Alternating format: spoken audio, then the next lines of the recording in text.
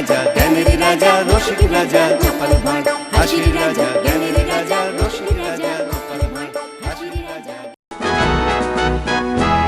আমাদের নবাব বাহাদুরের কাছে ত্রৈমাসিক খাজনা জমা পড়েছে।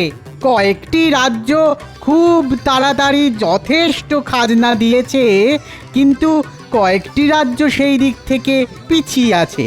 তাই নবাব বাহাদুর এগিয়ে থাকা রাজ্যকে পুরস্কৃত করবেন। সবার প্রথমে আমি ডেকে নেব কৃষ্ণনগরের রাজা কৃষ্ণচন্দ্রকে। বরাবরের মতো এবারও কৃষ্ণনগর থেকে আসা খাজনা আমার দরবারে অনেক আগে পৌঁছেছে এবং আমি তাতে ভীষণ খুশি।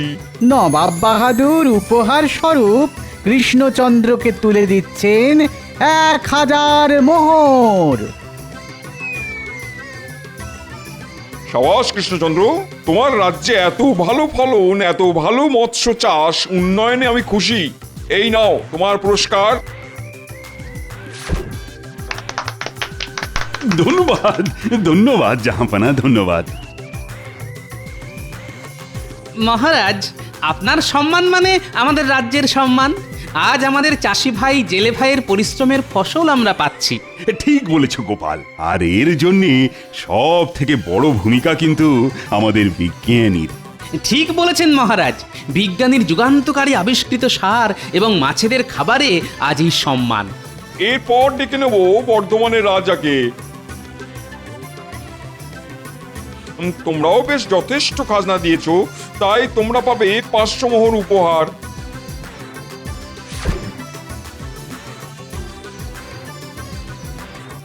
এরপর ডেকে নেব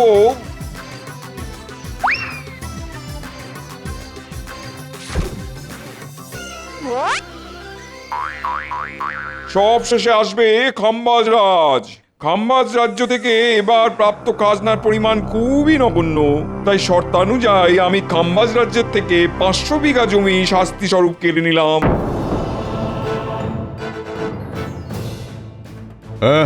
এ কি করছেন জাহাপানা? এরকম ভাবে আমার রাজ্যকে সকলের সামনে অপমানিত করবেন না। চুপ করো, শর্ত যা ছিল তাই করেছি। সারা বছরে তোমার রাজ্যে মাত্র 5 মণ ধান হয়েছে। চি চি চি চি চি চি চি চি, এই তুমি খাম্বাজ রাজ্যের রাজা? ফের যদি তোমার রাজ্যে এত কম উৎপাদন দেখি তো পুরো রাজ্যটাই কেড়ে নেবো। ঠিক আছে, আজকের মতো এখানেই পুরস্কার বিতরণের পালা শেষ হলো। আপনারা সবাই আসুন।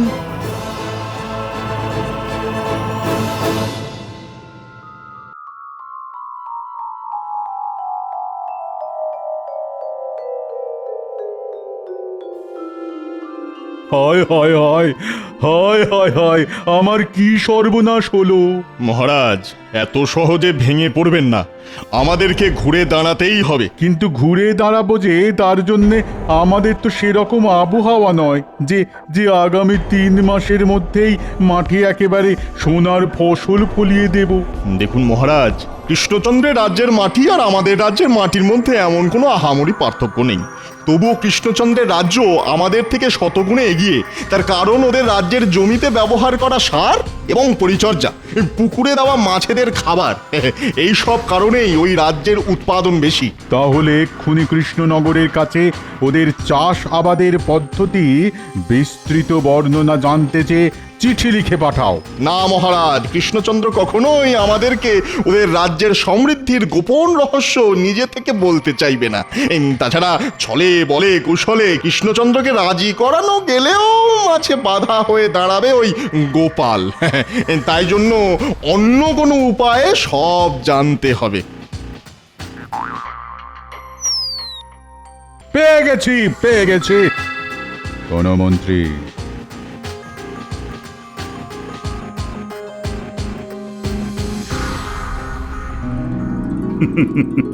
আমাদের রাজ্যে এখন বেশ খুশির সময়। যেদিকেই তাকাচ্ছি সেদিকেই সবুজ, ক্ষেত ভরা ধান, পুকুরে কিচকিচ করছে মাছ।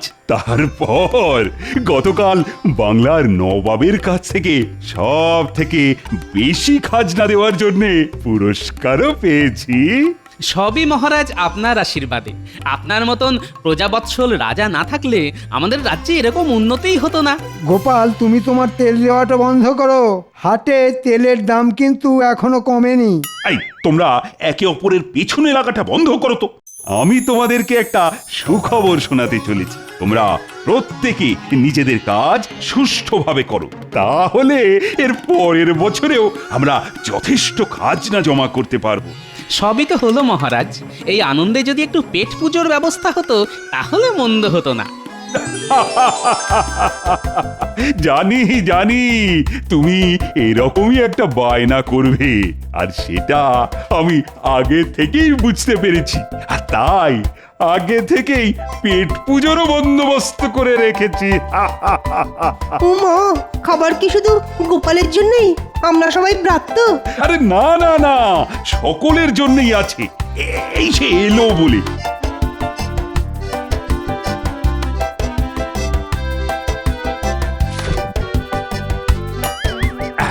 তোমাদের সকলের জন্য এক হাঁড়ি করে দই আর এক হাঁড়ি করে রসগোল্লার ব্যবস্থা করেছি, তাও আবার ভোলা ময়রার দোকানের। সাধু সাধু।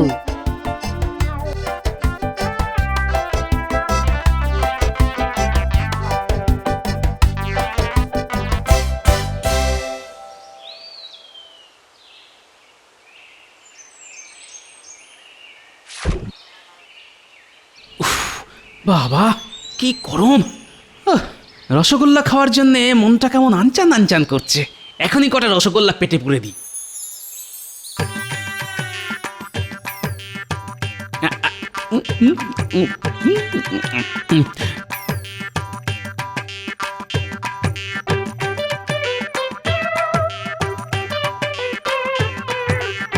এটা কি রে? এর আগে তো আমাদের রাজ্যে কোনোদিন দেখিনি। কি জানি বাবা, কারো আত্মীয় হবে হয়তো। না, অনেক বেলা হলো, এবার বাড়ি ফিরি, নইলে আবার গিন্নি রাগারাগি শুরু করে দেবে।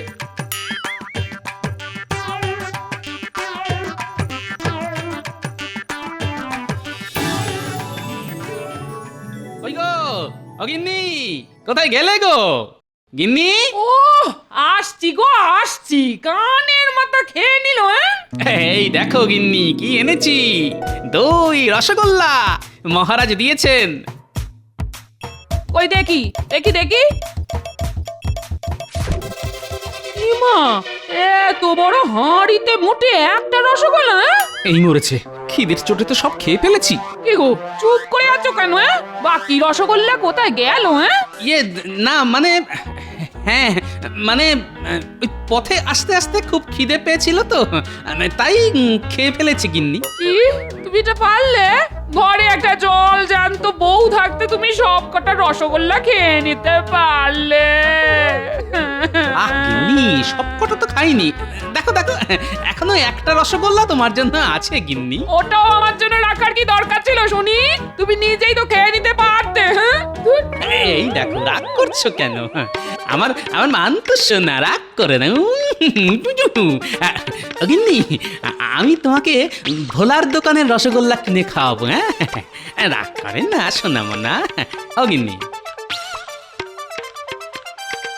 কি গো? ভাল লাগে না, যাও। এই ছাড়ো। ও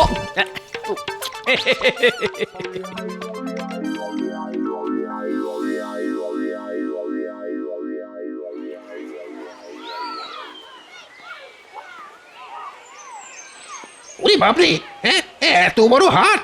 আমাদের মহারাজের এসব দেখলে তো একেবারে চোখ ছানা বড়া হয়ে যাবে। আগে আগে সবকিছুর দামটা একবার একবার যাচাই করে নিতে হবে। হ্যাঁ ভাই, ও ভাই, চাল কত করে ভাই? কোন চাল নেবেন বলুন? জয়া রত্না 1 টাকা কেজি, আর বাঁশকাঠি 1.5 টাকা, আর দেরাদুন গোবিন্দভোগ 2 টাকা করে কেজি। ওরে বাবা, এত সস্তা! হ্যাঁ, আমাদের ওখানে তো ওই গোবিন্দভোগ চালই 4 টাকা কেজি। নিশ্চয়ই উৎপাদন বেশি হওয়ার কারণে দামও কম। হ্যাঁ। কি দাদা, কি ভাবছেন? কি চাল দেবো বলুন বলুন? না দাদা, আজ থাক, পরে একদিন আসবো।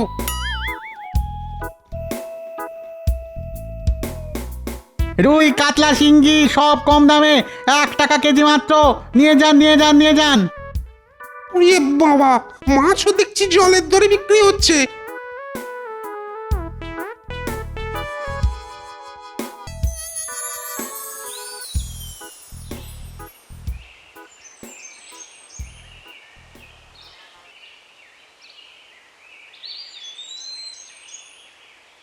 এই যে চাষি ভাইয়েরা, এদিকে এদিকে এদিকে একটু শোনো।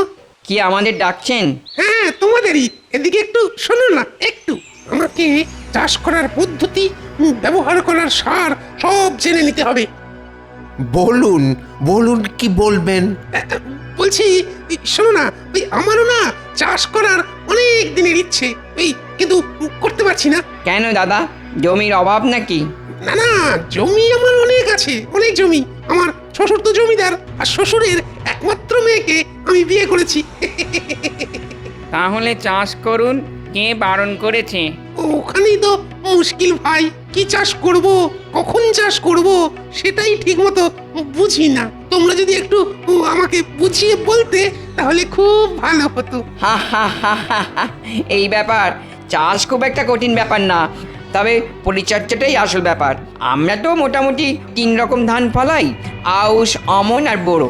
আর শীতকালে রবি শস্য, গাজর, ফুলকপি, শাকসবজিও চাষ করি। বাহ বাহ, তোমরা কত কিছু জানো। এটাই তো আমাদের পেশা, আর আমরা জানবো না? আচ্ছা আচ্ছা, কিভাবে চাষ করো আর কি সার দাও? ধান চাষের ক্ষেত্রে প্রথমে তো বীজ ধান বুনতে হয়, তারপর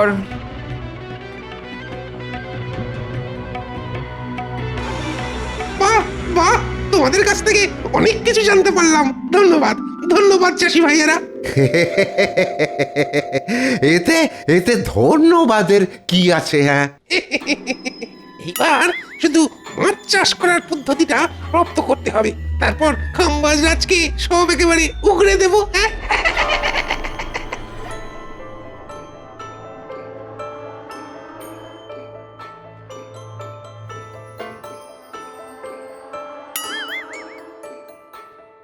এই টেকো ব্যাটা কি রে? মাঝে মাঝেই রাস্তায় দেখি। যে হোক বাবা, আমায় এখন বাজার নিয়ে বাড়ি ফিরতে হবে, নইলে আবার গিন্নি অশান্তি শুরু করে দেবে।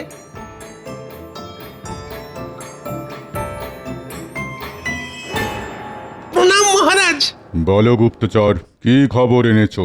মহারাজ, আমি কৃষ্ণনগরের সব কিছু একসাথে পুঙ্খানুপুঙ্খভাবে রপ্ত করে লিখে এনেছি মহারাজ। মাছ চাষ, ধান চাষ, সব। সাবাস সাবাস গুপ্তচর, সাবাস।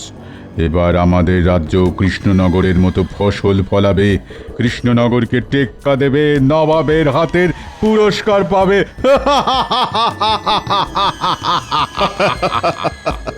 মহারাজ, চাষি ভাইদের সাথে আমি বেশ ভালো মতন বন্ধুত্ব করেছি। এরপর ওদের কাছ থেকে শীতকালের রবি শস্য চাষের পদ্ধতিও জেনে ফেলবো মহারাজ। সাবাস গুপ্তচর, তুমি এই টুলির মতো একেবারে কৃষ্ণনগরে সেঁটে যাও। যখন যা তথ্য পাবে তৎক্ষণাৎ আমাকে জানাবে। অবশ্যই মহারাজ, অবশ্যই, নিশ্চয়ই জানাবো।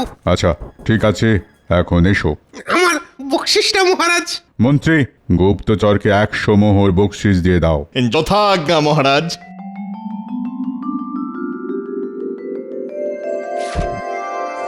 ধন্যবাদ মহারাজ, ধন্যবাদ মন্ত্রী মশাই।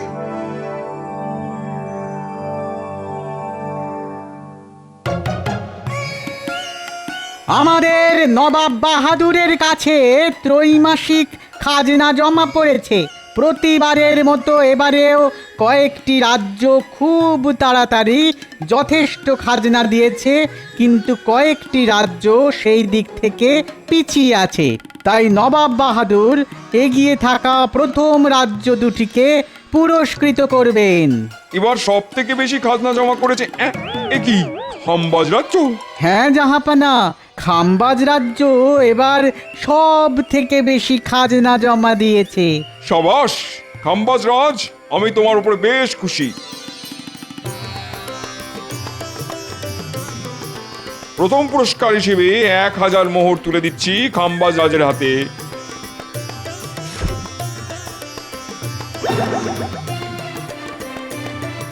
দ্বিতীয় পুরস্কার পাচ্ছে কৃষ্ণনগরের রাজা কৃষ্ণচন্দ্র। ছি ছি কৃষ্ণচন্দ্র, আমি তোমার কাছে এটা আশা করিনি। তুমি বরাবর সব থেকে বেশি খাজনা দাও। এবার কি করে খাম্বাজ রাজ্য তোমার রাজ্যের থেকে বেশি শস্য উৎপাদন করলো? হ্যাঁ, সেটা তো আমিও বুঝতে পারছি না।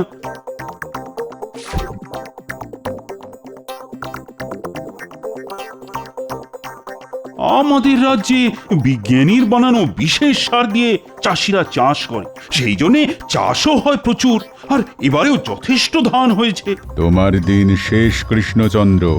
এবার থেকে আমার রাজ্যে সব থেকে বেশি চাষ হবে। সারা রাজ্য জুড়ে চাষ করব। তোমারই বিজ্ঞানীর বানানো পদ্ধতিতে সার ব্যবহার করব, তুমি টেরও পাবে না।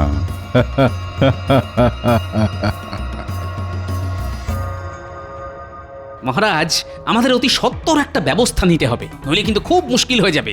আচ্ছা গোপাল, খাম্বাজ রাজের একটা কথা খেয়াল করলে? কোন কথা মহারাজ?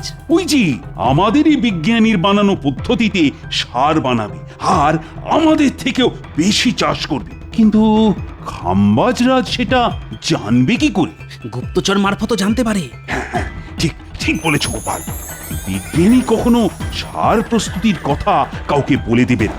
ওরা নিশ্চয়ই কোনো চাষির কাছ থেকে জেনেছে। এবার কোন চাষি কাকে কি বলেছে এত বড় রাজ্যে সেটা বোঝাও মুশকিল। গোপাল, তুমি এক কাজ করো, কোনো সন্দেহভাজন কাউকে দেখলেই তাকে যাচাই করো। যথা আজ্ঞা মহারাজ।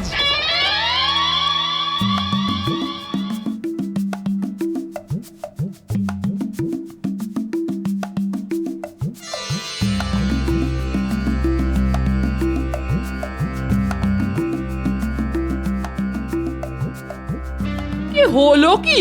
তুমি সেই বিকেল থেকে এদিক থেকে ওদিক আর ওদিক থেকে এদিক করছো। চিন্তায় গিন্নি, চিন্তায়।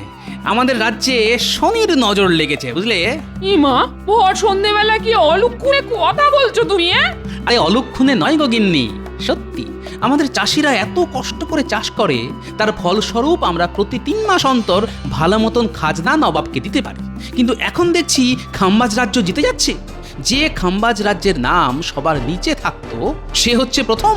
উমা গো, এ কি সর্বনেশে কাণ্ড! হ্যাঁ, সর্বনাশ বলে সর্বনাশ। উনি আবার প্রকাশ্যে একরকম হুমকি দিয়েছে, ওরা আমাদের রাজ্যের উপায়ে সার বানিয়ে চাষ করবে, কিন্তু আমরা বুঝতেও পারবো না। ওমা, সে কি গো? তার মানে নিশ্চয়ই গোপনে গোপনে গুপ্তচর এসেছে আমাদের রাজ্যে। হ্যাঁ, কিন্তু কে সেই গুপ্তচর সেটাই জানতে হবে। হলেও হতে পারে, ওই লোকটা হলেও হতে পারে। কোন লোকটা? পরে বলবো গিন্নি, পরে বলবো। এখন দুটো খেতে দাও দেখি, খুব খিদে পেয়েছে।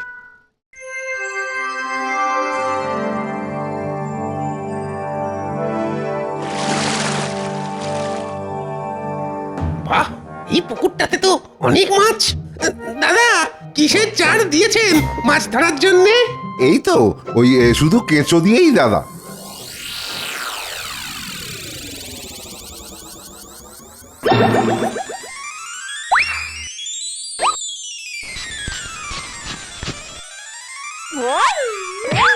ওরে মদন, তুই কবে এলি? হ্যাঁ, বুকে আয় ভাই, বুকে আয়। মদন? কে মদন? তুই আবার কে? মনে নেই? আমি আর তুই ছোটবেলায় কুম্ভ মেলায় গেছিলাম, তুই হারিয়ে গেছিলি, কান্নাকাটি করছিলি। কি যাতা বলছেন আপনি? আমি মদন টদন নয়। সে কি করে হয়? এক মুখ, এক চোখ।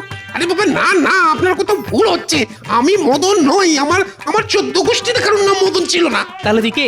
আপনি আপনার নিজের কাজ করুন গিয়ে। আমি কে জেনে আপনার কি লাভ? হ্যাঁ, বেটা খুব চালাক, নিজের পরিচয় দেবে না। বেটা টাক গরম করে তবেই ছাড়ব।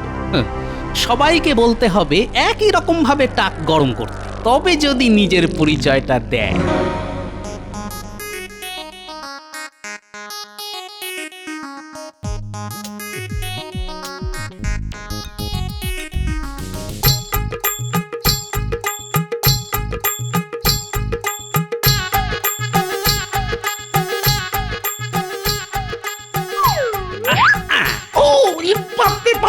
আরে মদনা, জানিস আজকে তোর মতন আরেকটা লোককে দেখলাম। টাক একবারে গরম হয়ে গেল যে। বাবা, কি দাদা? তখন থেকে মারছেন কেন বলুন তো? আমি মদন নই। আরে দূর দূর, এই, কিছু মনে করো না ভাই, আমি ভাবলাম মদন।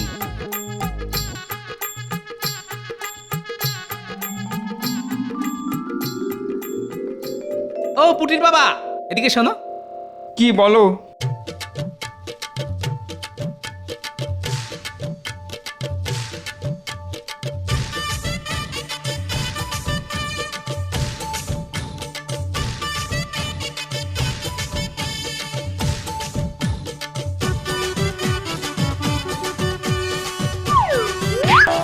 ওরে মদন রে, কতদিন পরে তোকে দেখলাম রে ভাই। কবে এলি ভাই? আমাদের বাড়ি চল। কোথায় আছিস ভাই? দূর বাবা, কে মদন? কোথাকার মদন? হ্যাঁ, কি যাতা বলছিস তুই? তুই তো আমাদের হারিয়ে যাওয়া বন্ধু মদন। তোকে এরকম টাকে মারলে রেগে যেতিস। উফ, ওরে বাবা, মারছেন কেন? এই মদন, বল না ভাই, তুই কবে এলি? তুই না বললে আবার টাক গরম করবো। উফ, এই তো আচ্ছা মুশকিল। হ্যাঁ, তুই বলবি নাকি? বলছি বলছি বলছি আমাকে আমাকে কাম্বাজ রাজা পাঠিয়েছে কৃষ্ণনগরের ওই চাষাবাদ সবকিছু পুঙ্খানুপুঙ্খ জেনে ওনাকে বলতে। তাহলে আমাদের রাজ্য ভালো ফলন হবে আর কি। ও এই ব্যাপার, তুই এই সব কিছু লিখে দিবি আর নবাবের সামনে গিয়েও বলবি, নইলে মেরে তোর টাক একেবারে গরম করে দেবো। আচ্ছা, ঠিক আছে ঠিক আছে। কি কাম্বাজরাজ, তুমি তার মানে এই উপায়ে কৃষ্ণনগরকে হারিয়েছো? ছি ছি ছি ছি ছি ছি ছি। না ইয়ে মানে ওসব মানে শুনবো না। আজ থেকে তোমার রাজ্যের 1000 বিঘা জমি আমি কৃষ্ণনগরের নামে করে দিলাম। ফের যদি এরকম নকল করতে দেখি, তোমার পুরো রাজ্যটাই ওদের দিয়ে দেবো। ক্ষমা করুন জাহাপানা, জাহাপানা ক্ষমা করুন, ভুল হয়ে গেছে। আমরা তাহলে এখন আসি। হ্যাঁ এসো। চলি হে টেকো মদন। ওরে ওরে, আমি মদন নই। সাবাস গোপাল, সাবাস। ওহ, তোমার বিচক্ষণতার জন্যে আবার আমাদের রাজ্য বেঁচে গেল। তোমায় যে কি বলে ধন্যবাদ জানাবো জানি না গোপাল। ধন্যবাদ জানাতে হবে না মহারাজ, শুধু 2 হাঁড়ি রসগোল্লা পেলেই হবে। 1 হাঁড়ি আমি খাবো আর 1 হাঁড়ি আমার গিন্নি।